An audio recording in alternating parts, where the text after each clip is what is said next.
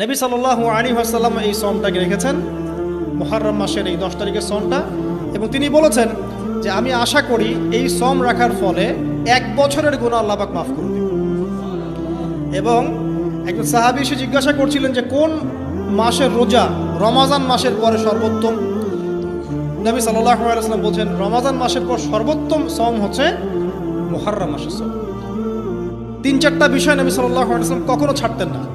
ফজরের আগের 2 রাকাত সুন্নাত, মাসের 3 দিন রোজা রাখা আইয়ামে বীজের, তারপরে আপনার আরাফার সওম, এবং এই যে মুহররম মাসের সওম। এই সওমগুলো নবী সাল্লাল্লাহু আলাইহি ওয়াসাল্লাম কখনো ছাড়তেন না। আরও এসেছে একটা বর্ণনা, আমি এটা পেয়েছি ফয়জুল কালামের মধ্যে, যে আশুরার সওম রাখার পাশাপাশি ওই দিন যদি আপনি পরিবার বর্গের উপর খরচ করেন, ইনশাআল্লাহ আপনাকে সারা বছর আল্লাহর পক্ষ থেকে রিজিকের প্রশস্ততা দেওয়া হবে।